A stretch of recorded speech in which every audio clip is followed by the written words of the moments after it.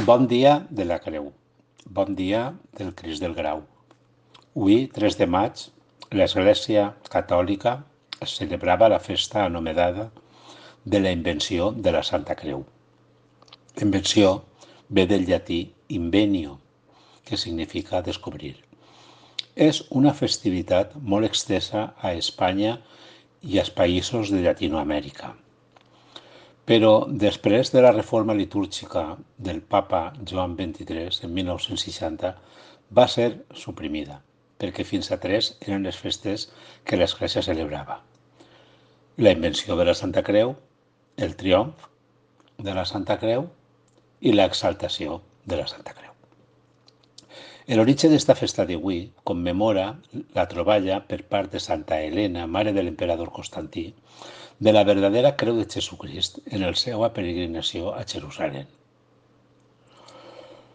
Certs autors enllacen esta festa de la Creu de Maig amb un origen precristià en l'arbre de maig o palo de maig.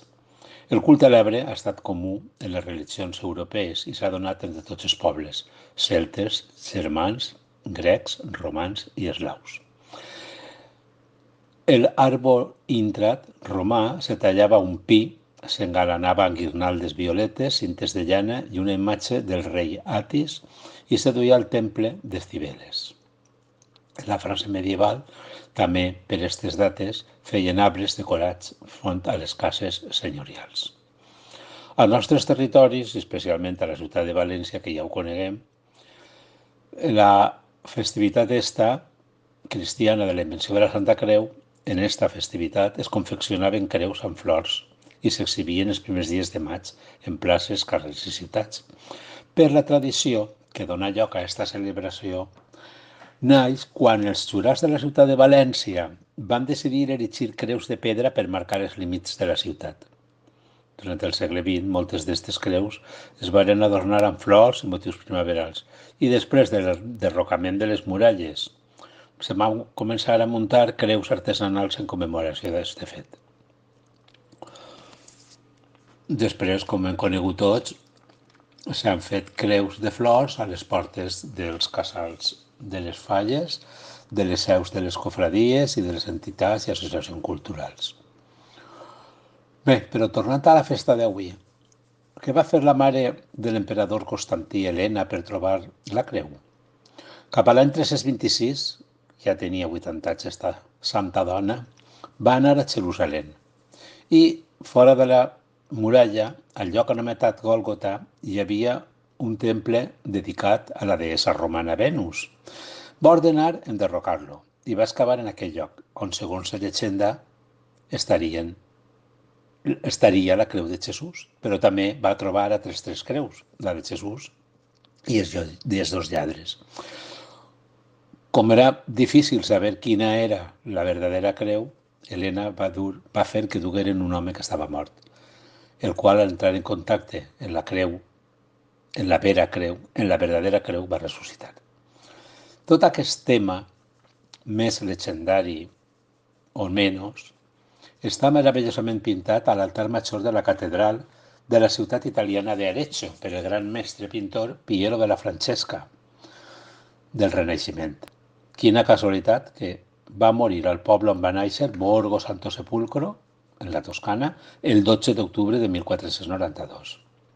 Ell va representar allí, en la catedral d'Arezzo, tota la història de la creu i de com se va arribar a trobar-la. Amb imatges precioses i en tots els moments per als que s'havia passat. Fer referència aquí que si heu anat a Roma i heu estat en l'altar major de Sant Pere, on està el baldaquí, als costats que teòricament aguanten la cúpula de Miquel Àngel, està la imatge de Santa Helena amb una gran creu.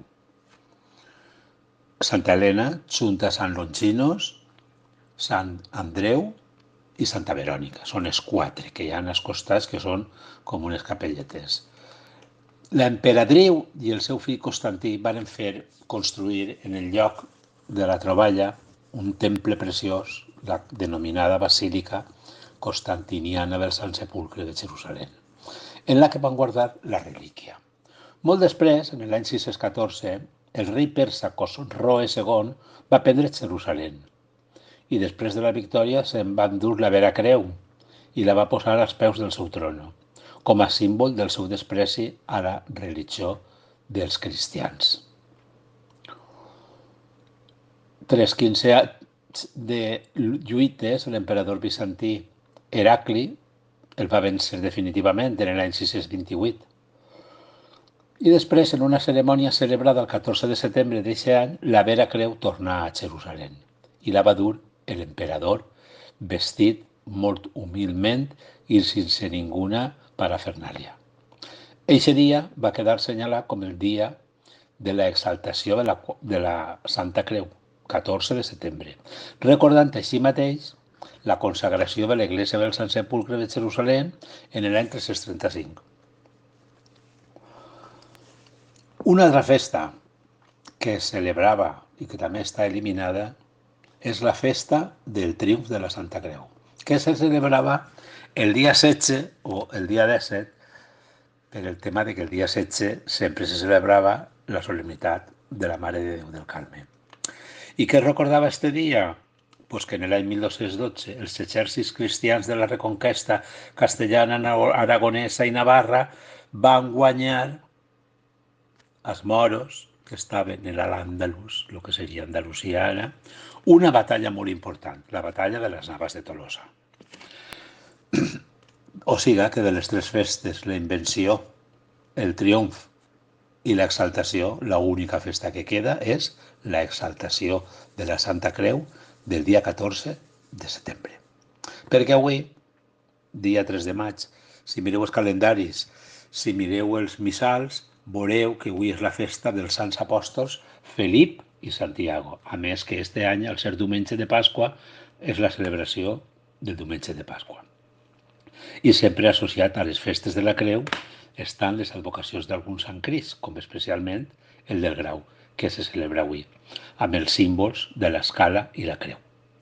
Tot i que la vinguda del mar, com molt bé saben els graueros, va ocórrer el 15 d'agost de 1411. Pues bé, simplement dir-vos que li digueu moltes vegades al Crist, als teus fills no desampares, Santíssim Cristo del Grau.